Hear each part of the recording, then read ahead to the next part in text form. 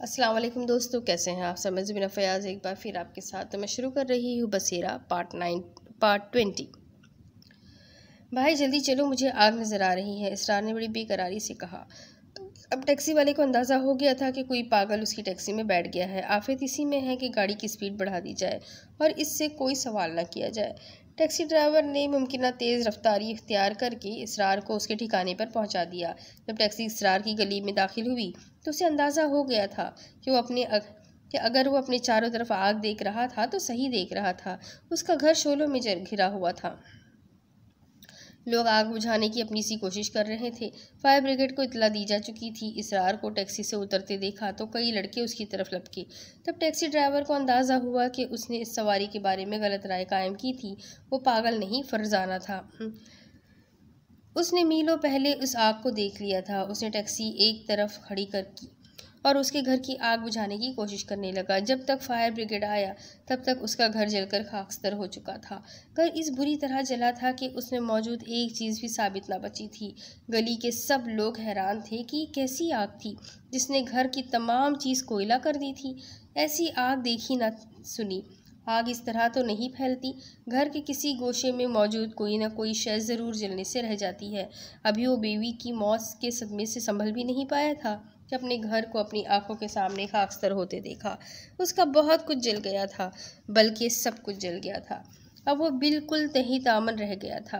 वो रात उसने अपने ससुराल में गुजारी। समीना के वालिद का घर उसके घर से ज़्यादा दूर न था, 2-3 गलियों का ही फासला था। आग लगने की इतला उन्हें घर पर ही मिल गई थी। सदमे से चूर इसरार को वो असरार करके अपने घर ले गए थे और ज़बरदस्ती रात को थोड़ा बहुत खाना खिलाकर कमरे में लिटा दिया था ताकि वो कुछ सुकून पाले। कमरे की लाइट जल रही थी। जरीना ने कमरे की लाइट बुझाना चाही थी लेकिन इसरार ने मना कर दिया था। वो लाइट खुली छोड़कर अपने कमरे का दरवाज़ा बंद करके अपनी माँ के साथ चली गई थी। इसरार ने जानबूझकर लाइट खुली छुड़वाई थी। वो जानता था कि अंधेरे में कमरे में उसे अकेला पाकर वो फ़ौरन नमूदार हो जाएगा। जाहिर है उसे घर जलाने की तस्दीक तो करना थी। ये तो आकर बताना था कि ये आग उसने लगाई है। वो उसे नमूदार होने से रोक तो नहीं सकता था, लेकिन उसका ख्याल था कि शायद वो रोशनी में खुद को जाहिर करने से एतराज़ करेगा। इस तरह की चीज़ें रोशनी में नमूदार होने से डरती है, लेकिन ये उसकी खाम ख्याली थी। बाबा कंबल के बारे में उसने अब तक जितने मफरूज़े कायम किए थे वो सैलाब के पानी की तरह बह गए थे। कुछ देर गुजारी थी कि अचानक कमरे में अंधेरा छा गया। एक करखत आवाज़ आई, ओ इसरार, अरे सो गया क्या? उसने उस मनहूस आवाज़ को पहचान लिया। खामोश लेटा रहा। फिर एक हज़ियानी कहा सुनाई दिया और आवाज़ आई, अरे हाँ, तू कैसे सो सकता है भला? आज तो तेरा घर भी जल गया, और घर भी ऐसा जला कि कुछ भी बाकी ना रहा। हमारा एहसान मान कि हमने तेरा घर नहीं ढाया। तेरा घर सलामत है। जली दीवारों पर रंग रोगन करवा लेना। पीसीओ वाले बाबा, तेरा कारोबार तो खूब चल निकला है। वैसे हम सोच रहे हैं कि तेरा नाम बदल दें। पीसीओ वाले बाबा से बाबा कुछ जम नहीं रहा। चल सोचते हैं कि अब तेरा नाम क्या हो। चल, सोच लिया, अब तू कहलाएगा टेलीफोन वाला बाबा। इसरार खामोश रहा। उसका दिल पहले ही खून के आंसू रो रहा था। ऊपर से बाबा कंबल की जहर में बुझी हुई गुफ्तगू वो सुन रहा था और अंदर से तड़प रहा था। चंद लम्हे खामोशी रही, फिर अचानक ही लाइट जल गई। इसरार ने बंद आंखें खोलकर देखा, वो जा चुका था। समीना की जान ले ली थी, घर जला दिया था, उसे बेचैनी में मुब्तला कर दिया था। अब जाने क्या नया शगुफा दिखलाने वाला था। पीसीओ वाले बाबा से उसे और क्या बनाने वाला था, उसे कतन कोई अंदाज़ा न था। अमलियात सीखने के शौक़ में उसे कहाँ से कहाँ पहुँचा दिया था। वो दीन का रहा था ना दुनिया का। वो धोबी का कुत्ता बन गया था, जो घर का होता है ना घाट का। वो सोचता रहा। गुजरी ज़िंदगी किसी फिल्म की तरह उसके जहन के पर्दे पर मुनक्किस होती रही। फिर करवटें बदलते जाने किस करवट से उसे नींद आई। उसे क्या मालूम था कि होश खुरू की ये आखिरी रात है। उसे मालूम होता तो वो शायद सोता ही नहीं। वो इस रात को आंखों आंखों में काट देता। वैसे वो हैरान था, इस कदर तकलीफ़ों और अजियतों के बावजूद उसकी आंखें क्यों बंद होती जा रही है। उसे क्या मालूम था कि यह आखिरी नींद है। उसके बाद वो जान ही ना सकेगा कि वो किस कैफियत में गुजर रहा है। उस रात उसने बड़ा भयानक ख्वाब देखा। उसने देखा कि वो तन्हा किसी वीराने में भटक रहा है, फिर ये वीराना कब्रिस्तान में तब्दील हो जाता है। उसे बाबा कंबल की कब्र नजर आती है। अचानक ये कब्र धमाके से फटती है। बाबा कंबल सही सलामत उस कब्र से बरामद होता है। वो उसे कब्र के पास खड़ा देखकर इंतहाई गुस्से में आ जाता है और अपना बायां हाथ उसकी तरफ बढ़ाता है। उसका हाथ लंबा होता जाता है, वो उसका हाथ मजबूती से पकड़ लेता है। फिर वो भागना शुरू करता है। इसरार को वो बाबा कंबल कहीं नजर नहीं आता, लेकिन उसके हाथ की गिरफ्त उसके हाथ पर मजबूत होती चली जाती है। वो हाथ उसे दौड़ने पर मजबूर कर देता है। वो दौड़ता जाता है, कब्रें फैलाता हुआ गिरता पड़ता दौड़ता जाता है। फिर उससे दौड़ा नहीं जाता तो वो उसे घसीटा हुआ वापस ले जाता है। इसरार को कभी ऐसा महसूस होता जैसे उसे कांटों पर घसीटा जा रहा है, कभी ऐसा महसूस होता कि गर्म रेत पर उसका जिस्म घसीट रहा है, कभी वो खुद को शोलों में घिरा महसूस करता, कभी यूं महसूस होता जैसे किसी आरा मशीन से उसके जिस्म के 2 हिस्से किए जा रहे हों। उसका हाथ अभी तक बाबा कंबल के हाथ में था और वो हाथ उसे तेजी से खींचता हुआ ले जा रहा था। तब अचानक उसके दिमाग में एक धमाका सा हुआ और उसे यूं महसूस हुआ जैसे वो रेजा रेजा होकर बिखर गया। सुबह ही उसकी आंख खुल गई। उसने अपनी फटी आंखों से चारों तरफ देखा। उसकी समझ में न आया कि वो कहाँ है। वो बेड पर से उठकर बैठ गया। इस पर एक इज़्तिरारी कैफियत तारी थी। बावजूद कोशिश के वो ना याद कर सका कि वो कौन है, उसका नाम क्या है। बस एक ख्याल उसके जहन में आया, वो था टेलीफोन। कहाँ है? टेलीफोन कहाँ है? उसने बेड से उतरकर कमरे में इधर उधर देखा। उसे कमरे में कहीं टेलीफोन नजर न आया। वो नंगे पाँव कमरे से बाहर निकल आया। समीना की अम्मी किचन में मौजूद थी। उन्होंने इसरार को बाहर देखा तो पूछा, उठ गए इसरार? इसरार ने उनकी बात का कोई जवाब ना दिया। गोल गोल आंखें घुमाकर उन्हें देखता रहा। फिर एक बेहंगम कहकहा लगाया और ताली बजाकर बोला, टेलीफोन टेलीफोन। वो डाइनिंग रूम में है, समीना की अम्मी ने कहा। और ड्राइंग रूम कहाँ है? इसरार मुंह टेढ़ा करके बोला, वो सामने है, समीना की अम्मी ने सहम कर कहा। अब उन्हें कुछ अंदाज़ा हो गया था कि इसरार की हालत नॉर्मल नहीं है। इसरार ड्राइंग रूम के दरवाजे में दाखिल हुआ तो समीना की अम्मी भागकर अपने कमरे में पहुंची और सोए हुए अपने शौहर को उठा दिया। क्या हुआ भाई? उन्होंने नागवारी से पूछा। वो इसरार उठ गए हैं, समीना की अम्मी ने अपनी घबराहट छुपाते हुए कहा। उठ गए हैं तो उसके लिए नाश्ता वाश्ता बनाओ, मैं आता हूँ। अजी, मुझे तो उसकी हालत ठीक नज़र नहीं आ रही, बिल्कुल पागलों वाली हरकत कर रहा है। कहाँ है? समीना के बाप ने पूछा। ड्राइंग रूम में गया है, टेलीफोन का पूछ रहा था, उन्होंने बताया। अच्छा चलो मैं देखता हूँ। जब समीना के अब्बू कमरे से बाहर निकले तो इसरार ड्राइंग रूम के दरवाजे से निकल रहा था और उसकी हालत ये थी कि टेलीफोन उसके गले में पड़ा हुआ था। एक तरफ रिसीवर था, एक तरफ टेलीफोन सेट था और तार गले में, और वो रिसीवर से सेट को बजाता बाहर निकल रहा था। समीना के अब्बा और अम्मा को देखकर उनकी तरफ बढ़ा और टेलीफोन बजाता हुआ बोला, आ गया टेलीफोन वाला आ गया, आओ बात कर लो, आओ आप टेलीफोन करेंगे। आपके अब्बा, समीना के अब्बा की उसकी शक्ल देखते ही सिट्टी गुम हो गई। उसके चेहरे पर मुकम्मल अजनबियत थी। उन्होंने इसरार को गौर से देखते हुए बहुत नरमी से कहा, नहीं बेटे, मुझे टेलीफोन नहीं करना। तो ना करे, ये कहकर इसरार एक झटके से मुड़ा और फिर उस घर के दरवाजे पर पहुंचकर तेजी से कुंडी खोली और घर से बाहर निकल गया। वो टेलीफोन गले में डाले गली में आवाज़ें लगाता जा रहा था, आ गया टेलीफोन वाला आ गया, आओ बात करो, जिससे चाहे बात कर लो। साथ में रिसीवर को टेलीफोन सेट पर मारता जा रहा था, जिससे ठक ठक की आवाज़ें निकल रही थी। समीना के वालिद दौड़कर उसके करीब पहुंचे और उसे रोककर बोले, इसरार कहाँ जा रहे हो बेटा, घर चलो। बाबा टेलीफोन करोगे? इसरार ने मिस्कीन सूरत बनाकर उनसे पूछा। हाँ करूँगा, लेकिन पहले मेरे साथ घर चलो। इसरार ने टेलीफोन सेट सीधा करके उस पर जल्दी जल्दी कोई नंबर मिलाया, रिसीवर कागज से लगाया और फिर उससे बोलना शुरू कर दिया। हाँ कौन? अच्छा, फायर ब्रिगेड वाले? अरे जल्दी आओ, समंदर में आग लगी है, समंदर की आग बुझाने के लिए हवा लाओ, जल्दी आओ। हाँ जल्दी आओ। ठहरो ज़रा, 1 मिनट, ये मेरे सामने एक शख्स खड़ा है, ये मुझे कोई कफन चोर मालूम होता है, ज़रा इससे बात कर लो। चलो ठीक है, तुम समंदर पर चलो, मैं वहीं आता हूँ। ये कहकर उसने रिसीवर कान से हटाया और उसे सेट पर रखने की कोशिश की। रिसीवर सेट पर नहीं टिका तो उसे छोड़ दिया और फिर वो समीना के बाप से मुखातिब हुआ। जी सर, आप कफन चोर हैं, पर आप गलत कब्र पर आ गए हैं। मैं तो अभी मरा नहीं और मरूंगा भी नहीं, और मरूंगा भी तो कफन नहीं पहनूंगा। आहा, फिर तुम क्या चुराओगे? हाँ, आ गया, टेलीफोन वाला आ गया, आओ आओ टेलीफोन कर लो, अपने प्यारों से बात कर लो, अपने राज दुलारों से बात कर लो, आ गया, टेलीफोन वाला आ गया। ये कहकर वो समीना के वालिद से बेनियाज गली में आगे बढ़ गया। समीना के वालिद ने फिर आगे बढ़कर उसे रोकने की कोशिश की। इसरार, इसरार बेटा घर चलो, घर चलो।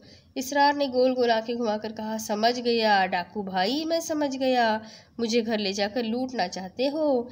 मैं अब घर नहीं जाऊंगा, मेरा कोई घर नहीं, मेरा घर समंदर है, समंदर में आग लग गई, मेरा घर जल गया, आ गया, टेलीफोन वाला आ गया। फिर वो आगे बढ़ गया। उस दिन वो यूं ही मोहल्ले की गलियों में घूमता रहा। उसे अपने जले हुए घर के भी एक दो चक्कर लगाए, लेकिन अंदर नहीं गया। गली मोहल्ले के लोगों में वो तमाशा बन गया। मोहल्ले के लड़कों के हाथ एक तफरीह आ गई। आगे आगे इसरार, पीछे पीछे मोहल्ले के शरारती लड़के। बाबा टेलीफोन के नारे लगने लगे। बस इसी तरह से उसका नाम बाबा टेलीफोन पड़ गया। बाबा कंबल ने सही कहा था कि तेरा नाम बदल दूंगा। उसने वाकई इसरार का नाम बदल दिया था। पीसीओ वाले बाबा से उसे टेलीफोन वाले बाबा बना दिया था। उसने उसे सिसका सिसका कर मारने की रूह फरसा खबर भी सुनाई थी। नतीजे में वो जिंदगी और मौत के दरमियान मौलिक हो गया था। वो अब जीने वालों में था, ना मरने वालों में। बाबा कंबल की बदरूह ने उससे बड़ा भयानक इंतकाम लिया था। एक इंतकाम बाबा कंबल की बदरूह ने इसरार से लिया था, तो एक इंतकाम सारिम से उस शरई मखलूक ने लिया था। उसने अपना रास्ता खोलने के लिए एक मासूम की ज़िंदगी उजाड़ दी थी। शाह साहब के पड़े हुए पानी से इतना ज़रूर फ़ायदा हुआ था कि सारा को सब्र आ गया था, लेकिन दिल की वीरानी नहीं गई थी। और जब से सारिम पर यह इंकशाफ हुआ था कि उसका बच्चा उस शरई मखलूक ने छीना है, तब से उसके दिल में एक आग भड़क उठी थी। उसने अहद कर लिया था कि चाहे कुछ हो जाए, वो उस अय्यार मखलूक को इस घर से निकाल कर रहेगा। शाह साहब ने उसे 3 रोज़ के बाद बुलाया था। उसे शाह साहब से बहुत उम्मीद थी। उसे यकीन था कि शाह साहब उस मखलूक से निजात के लिए हर मुमकिन मदद करेंगे। तीसरे रोज़ वो सुबह सुबह आस्ताने पर पहुंच गया। आज घर का दरवाज़ा बंद था और यूँ महसूस होता था जैसे घर में कोई ना हो। उसने सीढ़ियाँ चढ़ने से पहले दरवाजे को गौर से देखा। दरवाजे पर कोई ताला भी ना था। उसने सीढ़ियाँ चढ़कर दरवाजे पर आहिस्ता से दस्तक दी। फ़ौरन ही दरवाज़ा खुला। यूँ महसूस होता था जैसे कोई दरवाजे के पीछे उसकी दस्तक का ही मुंतज़िर हो। दरवाज़ा खुला ज़रूर, लेकिन कोई बाहर ना आया। तब अचानक सारिम की नज़र उस हाथ पर पड़ी जो दरवाजे से बाहर आ रहा था। ये एक जनाना खूबसूरत सा हाथ था। सुर्ख सफ़ेद सी डोल हाथ, मखरूती लंबी उंगलियां, गोरी कलाई में काली चूड़ियाँ। ये हाथ कलाई तक बाहर आया। उंगलियों में एक पर्चा दबा था। सारिम ने वो पर्चा ले लिया। हाथ फ़ौरन अंदर चला गया। ये शाह साहब दे गए हैं, वो कुछ दिन के लिए बाहर गए हैं। अंदर से आवाज़ आई और फिर खट से दरवाज़ा बंद हो गया। सारिम भौचक्का खड़ा रह गया। ये एक गैर मुतवक्का बात थी। वो यहाँ कई बार आ चुका था, लेकिन कभी उसने किसी औरत को नहीं देखा था। यूँ तो वो इतना जानता था कि इस आस्ताने पर मर्द औरत सभी आते हैं। एक मर्तबा उसने बहुत से मर्द औरतों को हॉलनुमा कमरे में बैठा देखा था, लेकिन घर की किसी औरत को ना देखा था। उसका ख्याल था कि शाह साहब ने 3 दिन के बाद बुलाया है, तो इस मसले का अच्छी तरह जायज़ा लेकर कोई हल बताएंगे, कोई तफसील से बात करेंगे। लेकिन यहाँ तो एक पर्ची थमा कर दरवाज़ा बंद कर लिया गया था। तब उसने सीढ़ियाँ उतरते हुए उस पर्चे को खोला। उस पर महज 2 लफ्ज़ लिखे थे, हसन अली ज़ियारत। उसने इस पर्चे को बहुत एहतियात से जेब में रख लिया। गाड़ी में बैठकर उसने एक नज़र दरवाजे को देखा। दरवाज़ा बंद था और ये एहसास कि घर में कोई नहीं है उसके दिल में जड़ पकड़ता जा रहा था। गाड़ी स्टार्ट करने से पहले उसने जेब से पर्चा निकाला, उसे खोलकर फिर से देखा। उस नाम और मकाम को दोबारा पढ़ा। कुछ देर गौर से उस नाम को देखता रहा। फिर सोचा, ये हसन अली कौन है? क्या इसे ज़ियारत जाना होगा? उसने पर्चा तह करके एहतियात से जेब में रख लिया और सोचने लगा, अगर शाह साहब ज़रा सी तफसील इस पर्चे पर लिख देते तो उसे सहूलत हो जाती। खैर कोई बात नहीं। इस पर्चे से इतना ज़रूर मालूम हो गया था कि कोई हसन अली है जो ज़ियारत में है, उन्हें ढूंढना होगा। उसने सोच लिया कि वो सफ़र करेगा, ज़ियारत जाएगा, हसन अली को तलाश करेगा। घर पहुंचा तो सारा उसकी बेचैनी से मुंतज़िर थी। कमरे में दाखिल होते ही सारा ने पूछा, क्या कहा शाह साहब ने? सारा, शाह साहब तो घर पर नहीं मिले, वो कहीं बाहर गए हुए हैं। एक खातून ने ये इतला और एक पर्चा मेरे हाथ में दे दिया और दरवाज़ा बंद कर लिया। सारिम ने अपनी जेब से पर्चा निकालकर उसकी तरफ बढ़ाया। सारा ने पर्चा खोलकर देखा, हसन अली ज़ियारत। उसने पढ़कर सारिम की तरफ देखा। ये क्या भाई, ये एक मुअम्मा है, समझने का ना समझाने का, सारिम ने उलझन आमेज लहजे में कहा। बस और कोई बात नहीं हुई? नहीं, सारिम ने कहा। बस मेरे दरवाजे पर दस्तक देते ही खूबसूरत हाथ बाहर आया, पर्चा और पैगाम दिया और खटाक से दरवाज़ा बंद कर दिया। मैं कोई सवाल ही ना कर सका। एक बात बताओ सारिम, क्या उन खातून ने तुम्हारा नाम भी नहीं पूछा? नहीं, कुछ नहीं, बता तो रहा हूँ। मेरे दस्तक देने पर ही दरवाज़ा खुल गया और पर्चा और मैसेज दिया और दरवाज़ा बंद, सारिम ने किसी कदर हैरान लहजे में कहा। जो बात सारा ने पूछी थी वो बात उसके जहन में ना आई थी कि सिर्फ बगैर नाम पूछे उन खातून ने इसे पर्चा कैसे दे दिया। हाँ सारा, ये बात तो काबिल गौर है। मेरा नाम पूछे बगैर उन्होंने पर्चा मुझे क्यों कर दे दिया? मेरा ख्याल है कि शाह साहब ने तुम्हारी शक्ल सूरत के बारे में कुछ बता दिया होगा और उन्होंने दरवाजे के किसी झरी से तुम्हें देख लिया होगा। सारा ने अपना ख्याल जाहिर किया। अल्लाह बेहतर जानता है, सारिम ने कहा। मसला ये है कि ये हसन अली कौन है, ये तो उनसे मुलाकात करके ही पता चल सकता है। सवाल ये है कि मैं उन्हें कहाँ ढूंढूंगा। ज़ियारत अगरचा छोटी जगह है, लेकिन इतनी छोटी भी नहीं कि मैं ज़ियारत पहुंचकर किसी से पूछूं हसन अली साहब कहाँ रहते हैं और वो मेरा हाथ पकड़कर साथ ले जाए और उनके दर पर ले जाकर खड़ा कर दे। सारिम ने अपना ख्याल जाहिर किया। सारिम, क्या पता ऐसा ही हो।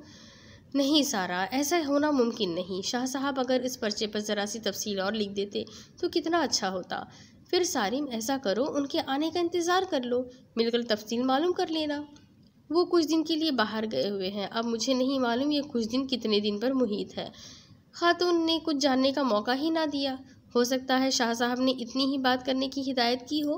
तुम यूँ करो, 1 हफ्ते के बाद दोबारा उनके घर चले जाना। जो भी सूरत हाल होगी सामने आ जाएगी। सारा ने तजवीज़ पेश की। हाँ, ये ठीक है। सारिम को उसकी तजवीज़ पसंद आई। सारिम, ऊपर का कमरा काफ़ी अरसे से बंद है, पता नहीं ऊपर क्या हशर हो रहा होगा।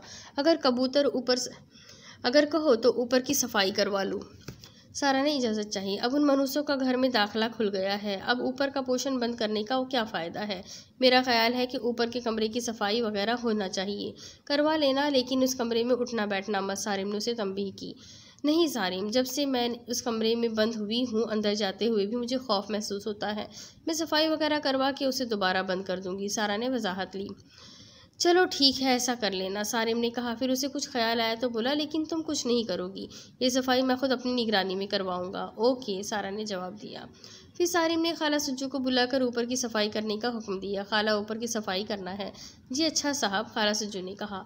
सारिम ने लाउंज में खुलने वाले जीने का दरवाजे का ताला खोला। दरवाज़ा खोलते ही शदीद बदबू का भभका लगा। सारिम ने फ़ौरन नाक पर रुमाल रख लिया और तेज़ी से ऊपर चढ़ता चला गया। उसने जल्दी से ऊपर का दरवाज़ा खोला और छत पर पहुंच गया। खाला सुज्जू और सारा भी अपनी नाकों पर दुपट्टा बांधे ऊपर आ गई। ऊपर का बुरा हाल था। जा बजा प्लास्टिक की थैलियाँ और कागज़ पड़े थे। सहन के बीच में स्याही फैली हुई थी। ये किसी की समझ में ना आया। ये स्याही जो बड़े से दायरे की शक्ल में थी, आखिर क्या चीज़ थी। दरअसल ये वो जगह थी जहाँ बाबा कंबल पर पानी से भरी बाल्टी उल्टी थी और ये पानी जहाँ जहाँ गिरा था वहाँ स्याही की शक्ल इख्तियार कर गया था। कमरे का बुरा हाल था। बेड के गद्दे की चादर गायब थी, तकिए इधर उधर पड़े हुए थे, कालीन पर जा बजा धब्बे पड़े हुए थे। बाबा कंबल 6-7 दिन यहाँ रहा था। वो दिल खोल कर गंद मचा कर गया था। इस गंद को साफ करना खाला सुज्जू की बात नहीं थी। फिर भी वो जो कुछ कर सकती थी वो फ़ौरन काम में लग गई। बाकी काम सारिम ने बाहर से आदमी बुलाकर करवा लिया। इस तरह शाम तक ऊपर का पोर्शन बिल्कुल साफ़ सुथरा और सेट हो गया। सारिम को ऊपर का हिस्सा साफ़ करवा कर कुछ ऐसा महसूस हुआ जैसे उसके सर से कोई बोझ उतर गया हो। वो खुद हल्का फुल्का महसूस करने लगा। वो नहीं चाहता था ऊपर का पोर्शन मुस्तकिल बंद रहे और इस तरह से शरई मखलूक ऊपर के पोर्शन को अपने अब्बा की जागीर समझ ले। वो ये तो नहीं चाहता था कि सारा ऊपर आए जाए, लेकिन वो ये ज़रूर चाहता था कि ऊपर सफाई सुथराई के बहाने ही सही आमदोरफ्त ज़रूर रखी जाए ताकि वो शरई मखलूक ऊपर अपना कब्ज़ा पक्का ना कर सके। ये सारिम की सोच थी, जबकि वो मखलूक इन हदूद और क़यूद से मावरा थी। सारा का दिल अब इस घर में नहीं लगता था। वो घर में बेकरार बेचैन सी घूमा करती थी। जब उसके साथ ही दिल खराश सहा हुआ था, उसके दिल का करार लुट चुका था। वो इस हादसे को किसी तौर भी ना भूल पाई थी। 7 साल के बाद कुदरत ने उसके दामन में खुशियों से भरने की नवीद मुसर्रत दी थी और फिर ये खुशी, ये साहा अलमनाक में तब्दील हो गया। बच्चे की मौत को उसका दिल कबूल ही नहीं कर रहा था। ये वो तसव्वुर में अपने बच्चे को फीड कराती, नहलाती धुलाती, उससे बातें करती, उसे वालहाना अंदाज में चूमती, वो रोता तो उसे बहलाती, उसे गोद में लेकर हिलाती, वो सो जाता तो उसे अपने पहलू में लिटा लेती और ख़ुद भी आसूदगी से सो जाती। एक दिन शाम को जब वो सोकर उठी तो उसने करवट लेकर बैठना चाहा तो उसने अपने पहलू में एक खूबसूरत बच्चा लेटा हुआ देखा जो अपने पैर के अंगूठे को बड़े मज़े से चूस रहा था। उस मंज़र को देखकर उसका दिल खुशी से बिल्लियों की तरह उछलने लगा। ये मंज़र बस चंद लम्हों का था। उसने जल्दी से अपनी आंखों को मलकर दोबारा देखा तो वहाँ खाली बिस्तर के सिवा कुछ न था। वो उस मंज़र को भूल न सकी। कैसा हसीन बच्चा था, किस खूबसूरत अंदाज में पाँव का अंगूठा चूस रहा था। उसने फिर उस जगह देखा, शायद फिर वो मंज़र दिखाई दे, लेकिन वो आंखों को सुकून पहुंचाने वाला मंज़र दिखाई ना दिया। उसका बच्चा जैसे हर वक्त उसके साथ रहता था। वो आंखें बंद करती तो वो फ़ौरन उसके सामने आ जाता। ये बात उसने किसी को ना बताई थी, सारिम को भी नहीं। उसे शुबा था कि सारिम इस बात को गलत अंदाज में ले लेगा, कहीं वो उसे पागल ना समझने लगे। उसने तो इस बच्चे का नाम भी रख दिया था, हसन। वो जब भी तन्हा होती अपने बच्चे को हसन कहकर पुकारती और उससे हंस हंस कर बातें करती। अब तो वो उससे देखकर मुस्कुराने लगा था, उसकी बातों के जवाब में खिलखिलाकर हंसने लगा था। ये सब कुछ बंद आंखों से देखती थी, लेकिन आज तो उसने खुली आंखों से इस मंज़र को देखा था। अगरचे ये मंज़र चंद लम्हों का था, लेकिन इस मंज़र को झुटलाया नहीं जा सकता था। अब उसे पक्का यकीन हो गया था कि उसका बच्चा उसके साथ है, उसका हसन उसके पास है। आज उसने तय कर लिया था कि वो सारिम को अपनी इस खुशी में ज़रूर शरीक करेगी, वो चाहे जो भी कहे। ये खुशी तो दोनों की मुश्तरका थी। शाम को जब सारिम दफ्तर से घर वापस आया तो उसने सारा के चेहरे पर एक खुशी की सी झलक देखी। आज वो खुद मेन गेट पर आई थी। उसने दरवाज़ा खोलकर सारिम को खुशामदीद कहा था। सारिम को उसे दरवाजे पर देखकर बड़ी खुशी हुई थी। आज वो काफ़ी अरसे के बाद बजाते खुद गेट खोलने के लिए आई थी। उसे लगा कि वो अब नॉर्मल ज़िंदगी की तरफ लौट रही है। उसके चेहरे पर जो हर वक्त अफसरदगी छाई रहती थी, आज वहाँ हल्का सा खुशी का एहसास था। चाय वगैरह से फारिग होकर जब सारिम कुछ देर आराम की खातिर बेडरूम में दाखिल हुआ तो सारा भी उसके साथ आ गई। सारिम बेड पर नींद दराज हो गया और सारा उसके करीब बैठ गई। सारिम ने धीरे से उसका हाथ पकड़ लिया। आज तुम्हारे चेहरे पर मैं ये खुशी देख रहा हूँ, सारिम ने कहा। वो खुद भी खुश हो गया था। हाँ सारिम, जो तुम देख रहे हो वो सच है। मैं वाकई खुश हूँ।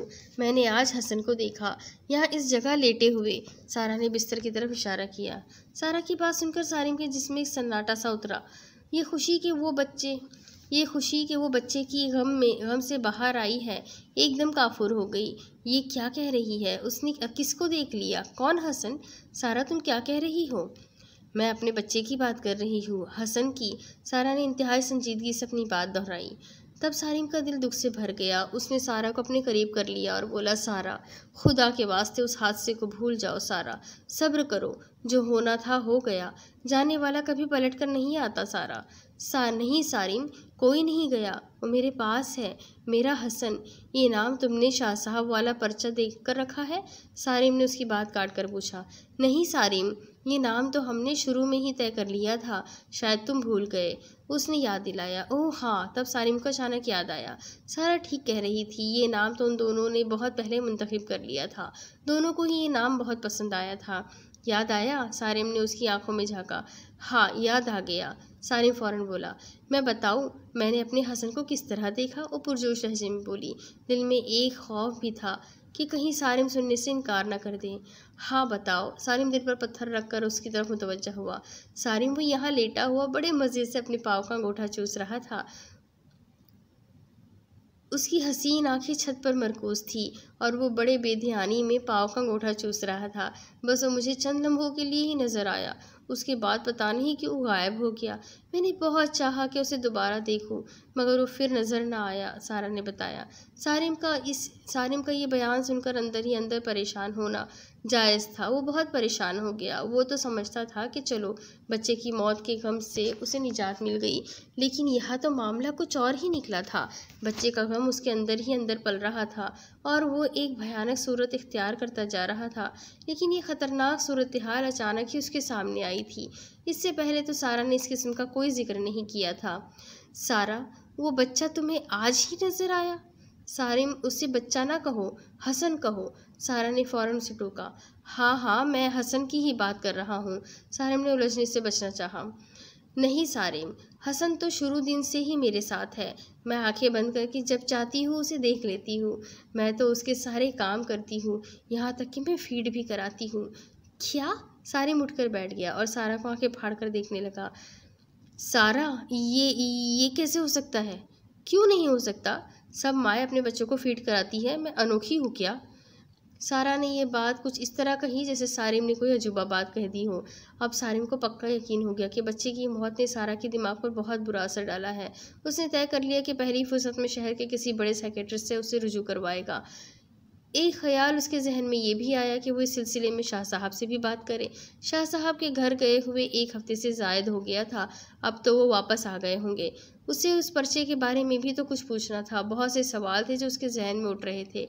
वो हसन अली के बारे में भी तफसील जानना चाहता था। अगर उसने उनसे मुलाकात करना थी तो ये उनका नामुकम्मल पता था।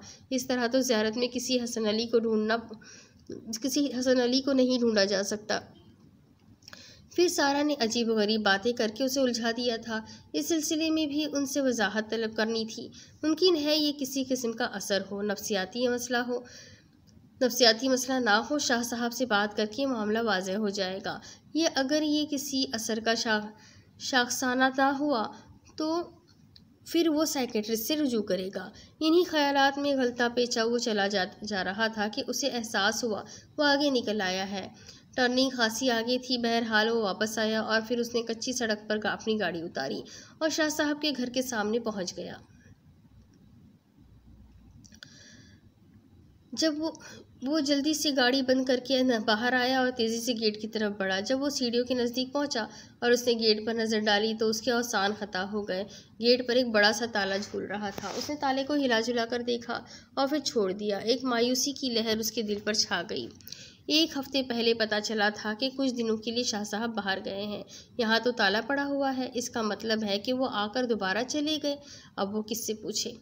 सारिम ने सीढ़ियाँ उतरकर एक मर्तबा मख्फिल दरवाजे को देखा, फिर धीरे धीरे कदम उठाता गाड़ी में आ बैठा। उसकी समझ में नहीं आ रहा था कि वो कहाँ जाए और क्या करे। डॉक्टर मजीद अख्तर एक नफ्सियाती क्लिनिक के सरबराह थे। उनका शुमार शहर के बड़े साइकेट्रिस्ट में होता था। सारिम उनसे वक्त लेकर सारा को दिखाने ले आया। सारा ने हर बात पूरी तफसील से डॉक्टर मजीद के गोश गुजार कर दी थी। सारा भी उसके साथ बैठी थी। डॉक्टर मजीद ने सारी बात अच्छी तरह सुन लेने के बाद 2-4 सवाल सारिम और सारा से किए। उसके बाद उसने एक लेडी डॉक्टर को अपने कमरे में बुलाया। सफ़ेद कोट, सफ़ेद स्कार्फ, किताबी चेहरा, सुर्ख सफ़ेद रंगत, एक मासूम सूरत डॉक्टर कमरे में दाखिल हुई। जी डॉक्टर, उसने डॉक्टर मजीद की तरफ देखकर कहा।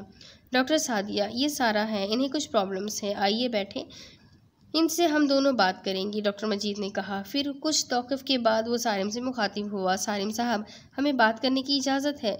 जी डॉक्टर साहब। क्या मैं बाहर चला जाऊँ? सारिम ने पूछा। जी, डॉक्टर मजीद ने मुस्कुराकर कहा। आप सिटिंग रूम में तशरीफ़ रखिए। सारिम बगैर कोई जवाब दिए डॉक्टर मजीद के कमरे से बाहर आ गया। कमरे से मुल्हिक एक आरामदा सिटिंग रूम था। वो एक सोफ़े पर पूरे इत्मीनान से बैठ गया। सारिम के बाहर जाने के बाद डॉक्टर मजीद ने डॉक्टर सादिया को ब्रीफ़ किया। डॉक्टर सादिया ने उसकी गुफ्तगू को पूरी तवज्जो से सुना और बीच बीच में वो नोटिस लेती रही। ये ब्रीफिंग के बाद दोनों ने डायलॉग थेरेपी शुरू की। बातचीत के ज़रिए उन्होंने सारा की पूरी शख्सियत को खंगाल डाला। बचपन से लेकर जवानी, शादी, बच्चे की पैदाइश तक के वाक़यात सारा की ज़बानी सुनी गई। इससे सवालात किए गए। इस साहे के बाद उसके महसूसात पर बड़ी बारीकी बीनी से गुफ्तगू की गई। सारा ने बच्चे से मुतालिक हादसे की जो वजह बताई और घर में जिस किस्म के हालात थे वो उन वाक़यात से डॉक्टर मजीद ने इत्तिफाक नहीं किया। डॉक्टर सादिया ने सारा के केस हिस्ट्री तैयार कर दी। उस केस हिस्ट्री के साथ अपनी राय भी लिख दी। डॉक्टर मजीद ने इस केस हिस्ट्री को अपने सामने रख कर 2-3 नशिस्तें सारा के साथ और की और इसके बाद वो इस नतीजे पर पहुँचे कि बच्चे की मौत का गहरा सदमा बहुत गहरा असर है। इस गम को भुलाने के लिए दिमाग ने एक तस्वुरी बच्चे को जन्म दिया है और इस तरह सारा तकसीमी शख्सियत का शिकार हो गई है। ये शेज़ोफरीना की इब्तदा थी। डॉक्टर मजीद ने कुछ दवाएं लिख दी जो ज़्यादातर सुकून बख्श और एसाब को मजबूत करने वाली थी। डॉक्टर मजीद ने कहा कि फ़िक्र की कोई बात नहीं, ये चंद हफ्तों में ठीक हो जाएगी। सारिम को बतौर ख़ास हिदायत की कि वो सारा का बहुत सा ख्याल रखे, क्योंकि वो एक बेहद एहसास और नाजुक एसाब की मालिक खातून है। और रह गई जिन भूत और आसिफ की बात, तो इस किस्म की अहमकाना बातों से एहतराज़ करे। पढ़े लिखे हैं तो पढ़े लिखे होने का सबूत भी दे। जिन्नात का वजूद ज़रूर कुरान शरीफ से तो साबित होता है, लेकिन वो इस तरह इंसानों के दरमियान नहीं आते। ये जो जिन के साये का जिक्र अक्सर औरतें करती हैं, ये सब नफ्सियाती मर्ज होते हैं और इन सारे सायों के इलाज मौजूद है। सारिम डॉक्टर मजीद की भारी फीस अदा करके दवाओं का भारी नुस्खा लेकर घर आ गया। फिर उसने ये दवाएं ख़रीद कर सारा को देना शुरू कर दी। इन दवाओं का फौरी असर ये हुआ कि वो एक तरह से गुनूदगी में रहने लगी। उसका ज़्यादातर वक्त सोते हुए गुजरता था। सारिम ने डॉक्टर मजीद को फ़ोन पर सारा की कैफियत बताई तो उन्होंने कहा कि वो हिदायत के मुताबिक दवा देता रहे। चंद दिनों के बाद उसकी गुनूदगी कम होना शुरू हो जाएगी। बहरहाल सारिम डॉक्टर मजीद की हिदायत के मुताबिक उसे दवाई खिलाता रहा, लेकिन कोई अफाका ना हुआ। गुनूदगी की हालत में वो ख्वाब देखती और ख्वाबों में उसे हसन के सिवा कुछ दिखाई न देता। सारिम शाम को घर आता तो सारा उससे सोती हुई मिलती। वो खाला सज्जू से उसके बारे में पूछ लेता। खाला सज्जू, आज सारा दिन भर क्या करती रही? साहब जी, ज़्यादातर सोती रही। खाला सज्जू रिपोर्ट देती। उन्होंने आज दवा वगैरह ली? जी साहब, दवा तो मैंने खिला दी थी। खाना खाया? सारिम पूछता। या बस दवा ही खाई? नहीं साहब जी, मैंने खाना खिलाया था। बस खाला, तुम सारा का ख्याल रखो, ये हादसे से अभी तक बाहर नहीं निकली है। मैं जानती हूँ साहब, सारा बीबी को समझाती रहती हूँ। आज शाम को सारिम दफ्तर से घर वापस आया तो सारा ने गेट खोला। खिलाफ तौका उसे गेट पर पाकर सारिम को खुशी हुई। वो मुस्कुराता हुआ बोला, ओहो, आज तो मुझ गरीब की किस्मत ही जाग गई। क्यों, कोई प्राइज बॉन्ड निकल आया? सारा ने अपनी ख्वाबनाक आंखों से उसे दिखा। अरे जनाब, हमारी बेगम आज बनफ्स नफीस दरवाजे पर आ गई। ये क्या कोई कम प्राइज है? सारिम ने पलट कर गेट बंद किया और वो दोनों साथ साथ घर की तरफ बढ़ने लगे। अब इसके आगे की स्टोरी मैं आपको अगली किस्त में सुनाती हूँ कि आगे क्या होगा। ये जानने के लिए मेरे साथ बने रहें। अगली किस्त में फिर मिलेंगे। तब तक के लिए अल्लाह हाफ़िज़।